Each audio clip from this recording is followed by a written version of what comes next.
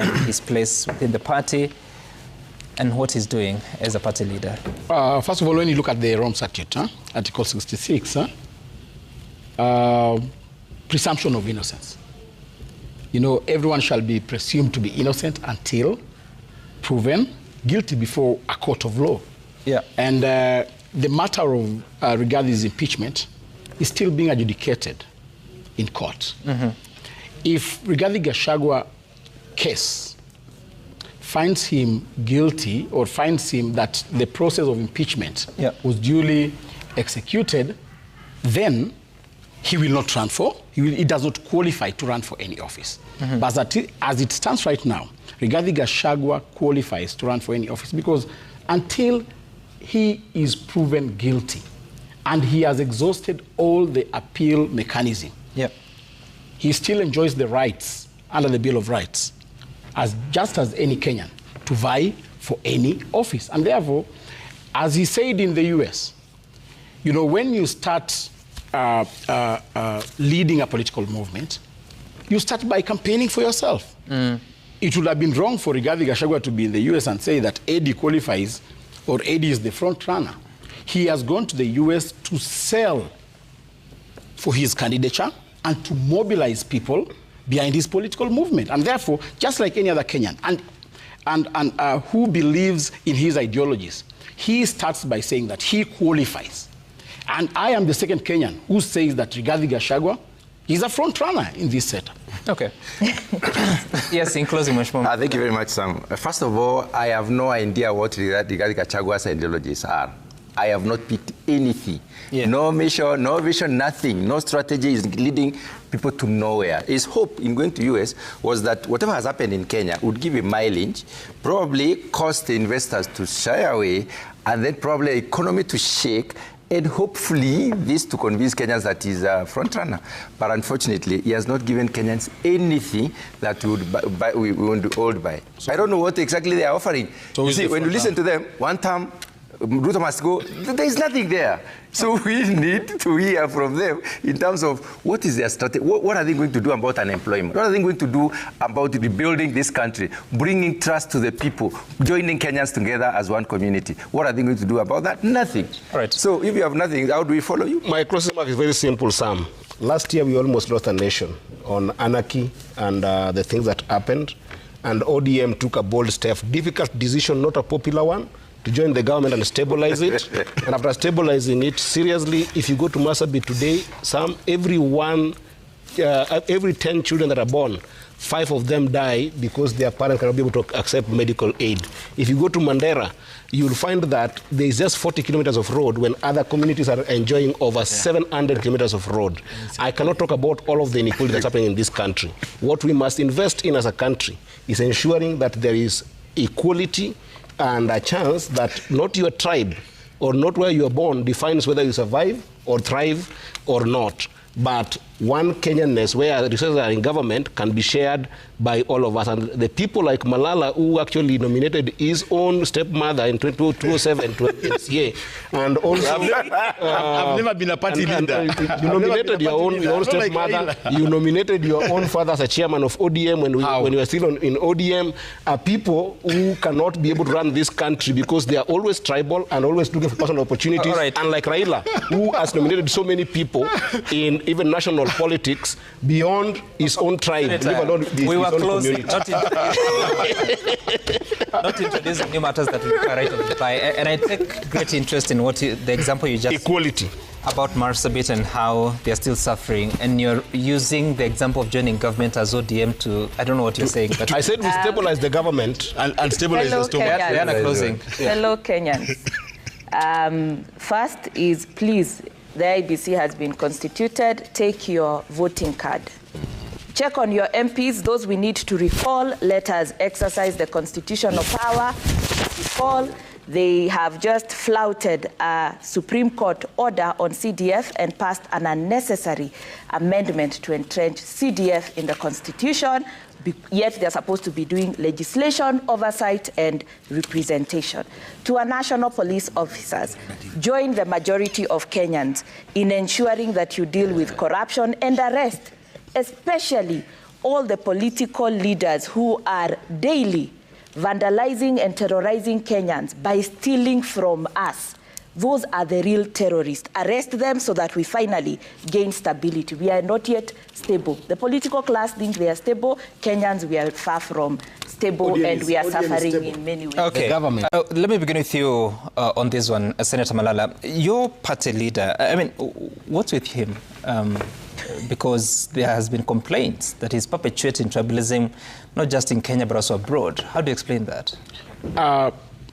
Ethnicity is provided for in our constitution, that is one. Negative ethnicity is what is bad. There is nothing wrong with me being a Luya. There's nothing wrong with Eddie being a Luo. And therefore, Rigathi Gachagua has, first of all, started by saying that, when you profile a certain community, that is wrong. And what is going on in the country right now is profiling of the Mount Kenya community. Truth be told, you saw during the demonstration, government organized goons to go and burn down property and businesses owned by the Mount Kenya community. How do you know that's... But they have been proclaiming in public that they will not allow, and you see this is in public domain, so that they isolate the Mount Kenya community away from other communities. What is going on at the moment, Sam, is a government which is paranoid. They know that with the numbers Mount Kenya community holds in the coming election, if Mount Kenya community mobilizes the rest of the country to be with them, this government, it is inevitable that this government is going out of power. And therefore, Senator, it is in their interest. Whatever you're describing, isn't that at the core of the problems that the country faces today? What I said, there is nothing organizing wrong. Politics on ethnic lines. No, nobody has organized politics on ethnic lines. What we are saying is, Kenya is a country comprising of different ethnic groups, and there is nothing wrong with ethnic groups. And we've seen coalitions even in the past. You remember in 2007, we had what we call the ODM. What was it? The five Ngilu, Salia, Raila, the Pentagon, the ODM Pentagon. This is a political strategy, mobilizing numbers together, and therefore there is nothing wrong with the Mount Kenya community stretching the association with their cousins. For example, as Luyas, we will be proud to associate with Taita Tavetas, people emanating from Taita Taveta, people emanating from Luo land. What does cousins mean? Cousins means, it's a political, in this context, it's a political word extending to people with like-minded ideologies for now. So anybody... So the like-minded, you said you're from the Luo community. Yes. So the like-minded of Luo community is in Taita Taveta. And even in Luo land. Anybody who has a mind that does not agree with the current establishment, to us, in the political context.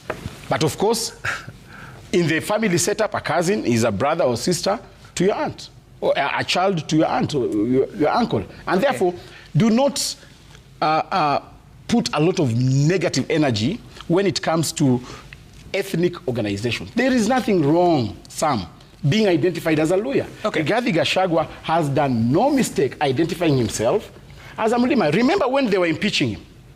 They said that this guy is a villager. You are the same people who branded Rigathi Gachagua as a villager. Who? He went back to Wamunyoro and said, okay, yes, I am a villager. And then you started telling him that he's tribal. He accepted and said, yes, okay, I am Kikuyu, but I want to go and look for my cousins. Again, you do not want him to unify the country. The cousins. Through the cousin relationship. And therefore, that is not ethnicity. Okay. Let me ask you something. Sorry, I'll get back to you. Mheshimiwa Mutunga, are you a brother or a cousin now? Sam, I actually do not know, but I'm very much amused by the definition of a cousin. Yeah.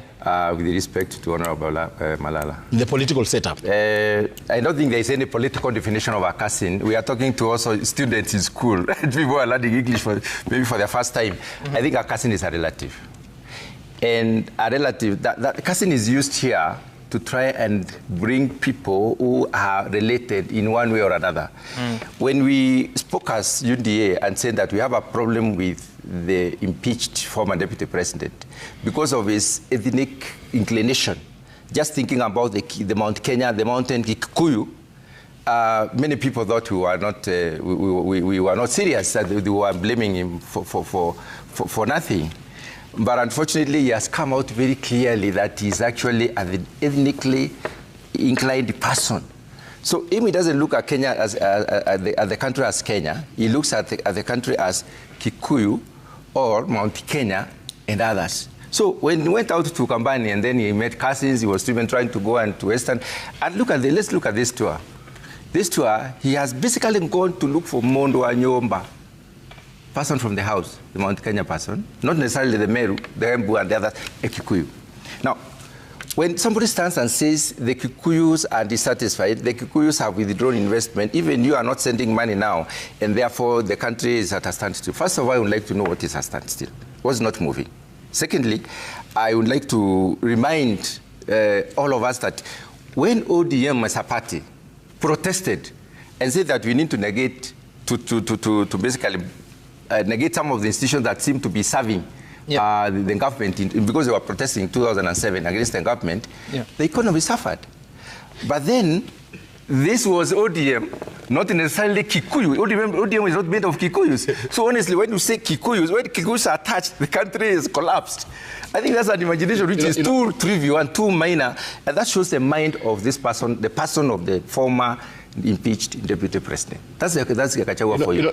And when we said Gachagua is not a nationalist, we were very clear, and Kenyans never got to know this. But when you went looking for relatives all over, if it comes to Meru, he says, my mother comes from here. We have tried to trace the lineage of the mother, and we can't get it as Merus. So you don't understand, why is this mother? Where was the home of the mother? But why is it, while you're at it, why is it important to even trace? I actually wonder, because we are all Kenyans. No. We have one country which is divisible. Mheshimiwa Mutunga, you've taken the time to trace the lineage of the mother to the Meru community. Yeah, because we want to know whether, I mean, what is this that he's talking about? If at all being, where is this mother coming from? If at all being Kenyan and nationalist is that important, you see, why is that question important? That question is important because when you go to the community and try to bring them together on the relationship, you see, seeking for votes has got two dimensions. One dimension is that probably you may consider a group of people who align to your thought and to your vision and to your ideals. Then you put them together. And sometimes, some could be relatives. But let me tell you, relatives sometimes are the most opposed to such inclinations. So, at this point in time, the reason why we were trying to, because when he came to Meru, he addressed to Meru as the son of Meru. And then we wondered, where is this family? But Sam, regarding Gachagua is not the first politician to trace his roots. Raila Odinga always comes to Western and say he's a son of Nabongo Mumia. And therefore, we should support him on the basis of him being the son of Nabongo Mumia. But that's said and done. I don't know. So, you will ask Eddie. Let me finish. But that's said and done, Sam. Sorry, you know you've taken away the mic, yeah? Yes. That's said and done, Sam. Rigathi Gachagua is only verbalizing what Ruto and Raila are practicing.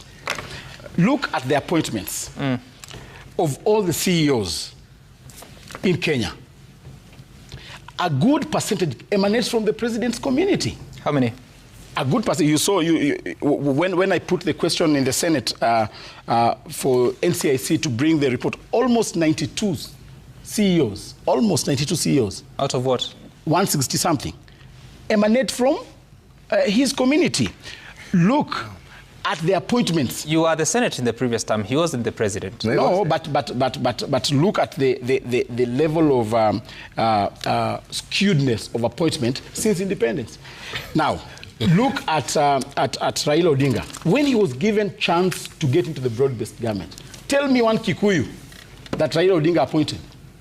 Why? But I know several Kikuyus who are appointed during this broad-based. But from Raila's portion. And therefore, he appointed people from his community.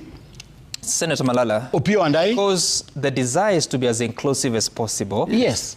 Was the Kikuyu community disadvantaged in the appointments already made? No, it was not disadvantaged. Huh? What I'm saying is, from Raila's point of view, he has no Kikuyu friend.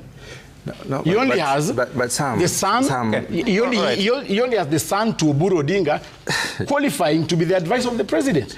Of all the Kenyans, Raila preferred the son of Oburu Odinga. Raila preferred his own sister to be an ambassador. So, truth be told, you believe he's the one who submits those names? He is the one who submits the names, and they are. Okay. All right. I want to hear from Senator Okech, but Mheshimiwa Mutunga, you. Yeah, there's an issue that Honorable Malala is speaking to, which I think we need to react to. The fact that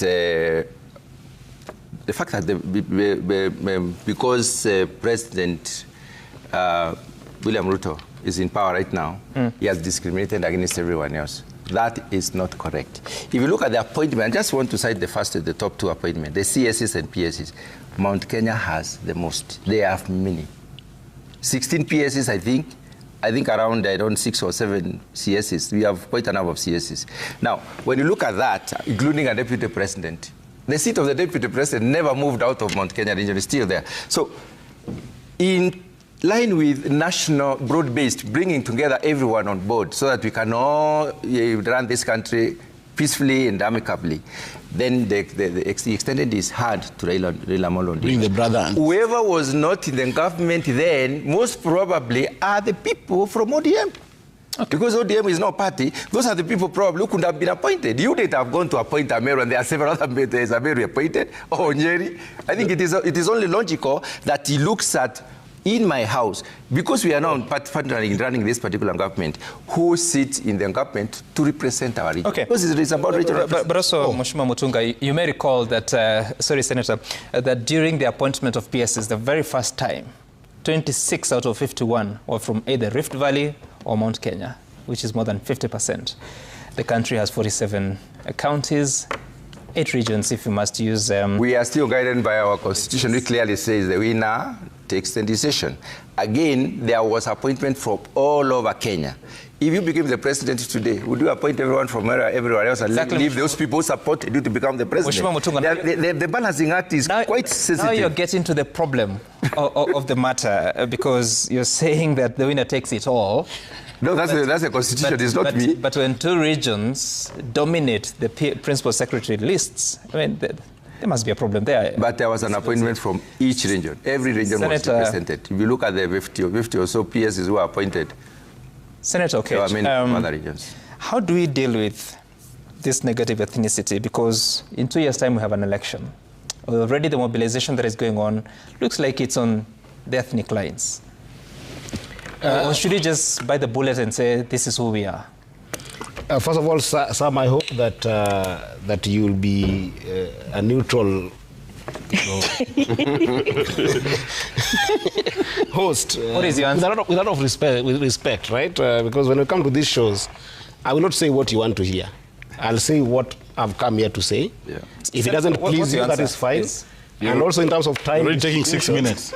You just be fair. But that said, I empathize sincerely as a young person with Senator Malala. And the reason why I empathize with Senator Malala is because Senator Malala, right now, and you know, when I was talking about the issue of Gen Z and the people who want to take over the Gen Z movement, you see Malala is almost presenting himself as this messianic leader who has just arrived, and therefore everything that is happening is wrong with this government, when Malala voted for Ruto. That's the first thing. Malala was Ruto's friend. He has benefited from Ruto's politics more than... Can I just, when he was speaking, I was very quiet. When he changes, we change. Please allow me I'll to be very quiet. When he changes, we change. You know, if you want to heckle, I can heckle better, but I will be very quiet when you are speaking. Of course, you are a better so that Senator, allow him to make so that when you're talking, I'll be very quiet. Senator Malala has benefited so much from Ruto's politics than what is cascading on Raila Amolo Odinga right now and other people that he's talking about. Senator Malala voted for Ruto. Senator Malala is on record.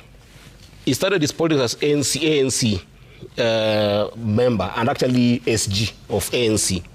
After Ruto built him a house, the first benefit that he had, and it is in public domain that Ruto built him a house, he voted for Ruto.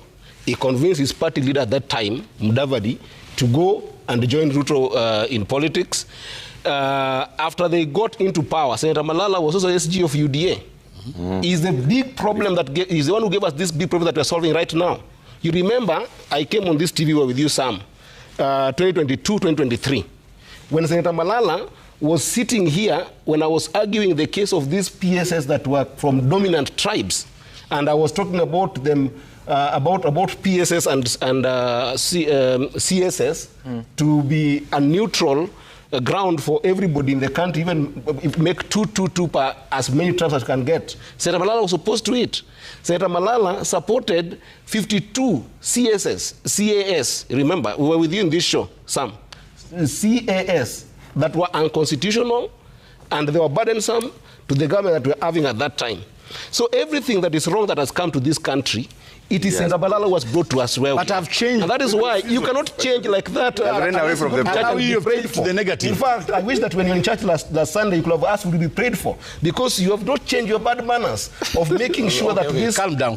No, I'm very serious because we are talking serious business Senator, here. calm down. We cannot come into government as ODM to correct the messes that you created in this country, and then you come here to come and lecture us about how tribal Raila Odinga is, so by having one of his people or relatives being appointed in government. That's negative profiling. In any case, the party that is now in... Is it true? Is it? Sorry? Is it true that his nephew was appointed as a presidential advisor? But you can't apportion that to him. How many of Senator Malala's relatives are in government? But if the nephew is can we profile them? I don't want to profile them because they are Kenyans. Okay? The nephew is the issue here. Honestly, why should he be denied? Can I have my time, Senator Malala and Honorable John? The issue here is, and I don't want to profile. I know Senator Malala's relatives. They are not. It's not one. I know several of them, but I will not mention them. I will not mention them because I'm more dignified not to mention them because they are Kenyans. Okay? Number two, the issue of Rigiji. Rigiji is a tribalist. Senator Malala here is sitting here as the deputy party leader of Gachagua. Just wait. He's the deputy party leader of the Gachagua. When Gachagua left, go to the clips that happened in the China that we just talked about where they were in Nakuru. Yeah. Who was declared as a party leader? No, he never. Senator Methu. Senator Jen Kiara was there, meaning that even Rigathi Gachagua does not trust his own deputy party leader to lead this party when he's away, when he's abroad. When Raila went to AU, he left the party. Can I just finish my thought? No, but he's guiding the Can I have my time? Please, Sam. This is what I said because I knew if I told him the truth, he would interfere, and I did not interfere with his time. But he's lying. Because she also needs her time. You're lying. I'll give you right of reply. I'm not lying. The truth is, why didn't he respond? Because he spoke after Jen Kiara, Honorable Jen Kiara spoke, and Jen Kiara declared what Rigiji had declared, that in his absence, it is Methu to lead the party, not his deputy, who is Malala. In the U.S., I studied in the U.S., I spent 7 years in the U.S. I have friends calling me from Boston. I have friends calling me from everywhere. They go into meetings where Rigiji is, then they find themselves, Kisii, or Luo finding themselves strangers. Why? Because Rigiji is meeting Kikuyus in the U.S. How do you extend the issue of tribalism out from this country, go to the U.S. and ethnically mobilize? He said it in the U.S., Sam, that let Malala go and collect his tribal votes, let Kalonzo go and collect his tribal votes, let Rigiji collect his tribal votes from the mountain, then they come and then discuss who will be the next. I mean, we cannot afford having this country continuously going into this tribal path. The last thing I wanted to say, Sam, if you allow me, is the issue of the economy. Okay? You've asked my brother here, Honorable John, in terms of job creation. And Rigidi also talked about the economy when he was in the US. He said that 20,000 used to be very small amount. It's now a very small amount if you go to the supermarket. Let me tell you the truth, Sam. And I'm not holding any brief for the government. The truth is, I'm an economist. Please, Senator, please finish. From an economist perspective, the truth is the indicators for which the country is in terms of economic wellness are really good. Starting from the very simple fact that the Gen Zs last year went to the streets based on the finance bill. This year, that issue was not in contention, meaning that the people that Raila Amolo Odinga sent into government have stabilized the ship. When you look at the importation of maize, we have drastically been dropping the importation of maize since 2023. You can look at the metric tons of maize that were being imported in 2022. There were about 709,000 metric tons. In 2023, in 2024, there were about 507 metric tons. And right now, we are going to a complete situation where we are not importing maize. Look at the sugar industry. In the sugar industry, when Uhuru left power, we were importing 1 million metric ton of sugar. When Ruto came in, 2022, we were importing about 900,000 metric tons. Currently, as we are speaking, we are only importing about 100,000 metric tons of sugar. Meaning that by the end of this year, we will check the basic commodities that we're talking about will have stabilized in the economy. Including fuel. And I can go into including fuel. No, Sorry, Senator Okech, that's all good. Yes. Your economic indicators, well noted. We'll verify some of them. And inflation, we also talk about within some. Yes, the inflation has come down, but it also means that it's a 3% growth on the previous price. Exactly. These are important indicators. So things are more expensive, only that with a smaller... No, things are not more expensive. I'm saying, let me explain to you this. The economist here. Inflation, when it's down from 9% to 3.6%, it means that goods are still more expensive, but at a smaller margin than it was last year. But what is happening in Kenya is this. Yes. The inflation can be either because of the price going downwards or the propensity to spend. The power for you to actually be able to have to buy things. Disposable income. The disposable income is what has been hit in the pockets of people, and I hope that President Ruto is listening. Let me just finish this, because it's an important one. It has been hit because of these levies that have been increased, things like housing levy and things like the SHA. Because they are eating into the pocket of those people who are earning salary. And this is where they need to reduce so that people can be able to consume. But the economy is doing better off than it was last year. I hope you noticed that you spent almost 10 minutes. And we've not understood. So when you said that you're not given fair time, I don't know how your count is. You started speaking at 7:42, it's now 7:52. Let's listen to the former deputy president on what he said, and then I will hear from Diana. He is in the US. He has thoughts. I am a front runner, and I think I have the best chances to be president. The former DP also dismissing claims that there was already an agreement. Many things have been said about tribalism. I want to hear what you have to say. But at the same time, does the Constitution allow someone removed from office by impeachment to run for public office? Should they even lead a political party? That's a good question. Honorable Mutunga said, we allow the worst things to happen in this country on many, many fronts. On many, many fronts. First, you've had the discussion on this panel where almost every politician who comes from a native council of an ethnic community forms a party. Any appointments or nomination that are availed, the first people to benefit are their family members. So it's not only ethnic, it's also their personal families. That is at the heart of the problem of why we are here. And I want for the record to state that this is not a William Ruto problem. It is very, very historical and endemic.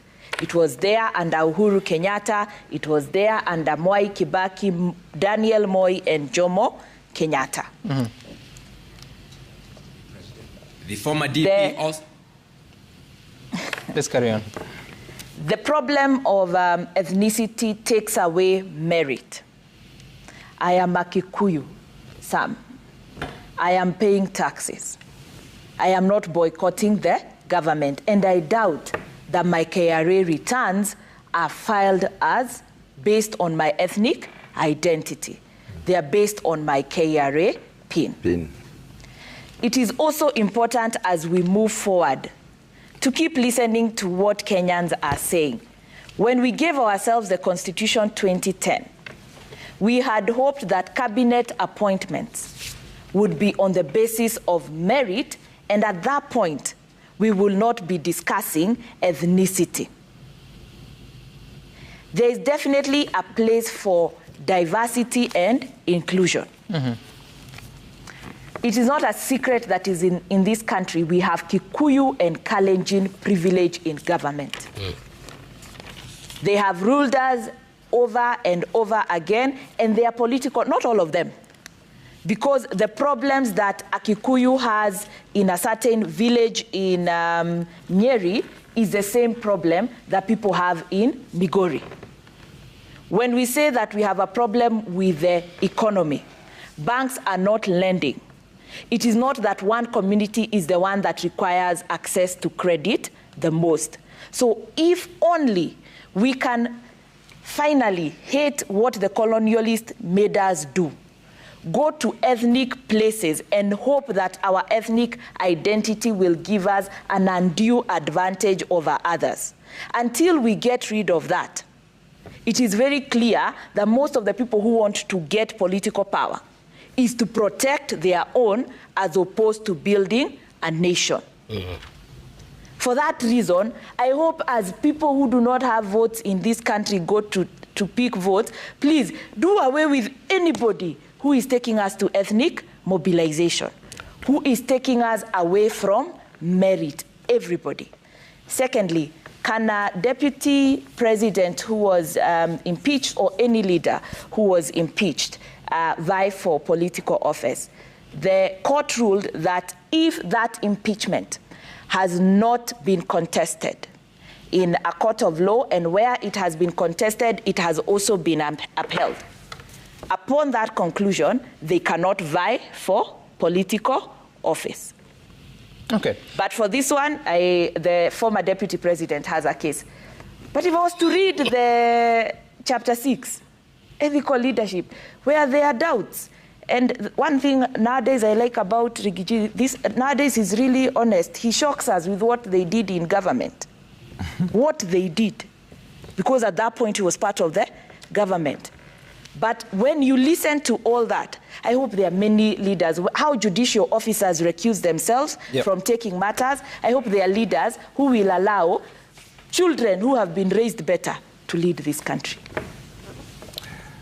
Can I just his place within the party and what he's doing as a party leader? First of all, when you look at the Rome Statute, Article 66, presumption of innocence. You know, everyone shall be presumed to be innocent until proven guilty before a court of law. Yeah. And the matter of regarding his impeachment is still being adjudicated in court. Mm-hmm. If regarding Gachagua case finds him guilty or finds him that the process of impeachment was duly executed, then he will not run for, he does not qualify to run for any office. Mm-hmm. But as it stands right now, regarding Gachagua qualifies to run for any office because until he is proven guilty and he has exhausted all the appeal mechanism, he still enjoys the rights under the Bill of Rights, just as any Kenyan, to vie for any office. And therefore, as he said in the US, you know, when you start leading a political movement, you start by campaigning for yourself. Mm. it would have been wrong for Rigathi Gachagua to be in the US and say that AD qualifies or AD is the front runner. He has gone to the US to sell for his candidature and to mobilize people behind his political movement. And therefore, just like any other Kenyan, and who believes in his ideologies, he starts by saying that he qualifies. And I am the second Kenyan who says that Rigathi Gachagua is a front runner in this setup. Okay. Yes, in closing, Mheshimiwa. Thank you very much, Sam. First of all, I have no idea what Rigathi Gachagua's ideologies are. I have not picked anything. Yeah. No mission, no vision, nothing. No strategy is leading people to nowhere. His hope in going to US was that whatever has happened in Kenya would give a mileage, probably cause the investors to shy away, and then probably the economy to shake, and hopefully this to convince Kenyans that he's a front runner.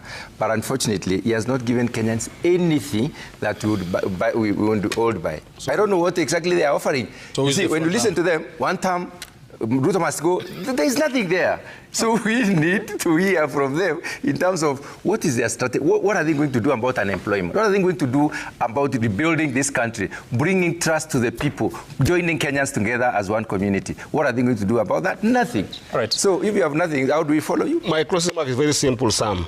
Last year we almost lost a nation on anarchy and the things that happened, and ODM took a bold step, difficult decision, not a popular one, to join the government and stabilize it.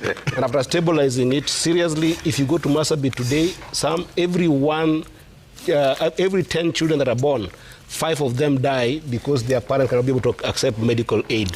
If you go to Mandera, you'll find that there is just 40 kilometers of road when other communities are enjoying over 700 kilometers of road.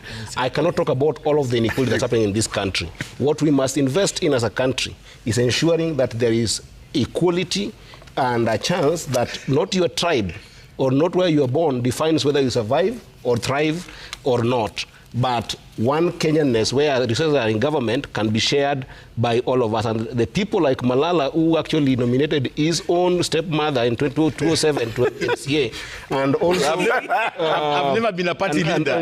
You nominated your own stepmother. You nominated your own father as a chairman of ODM when you were still in ODM.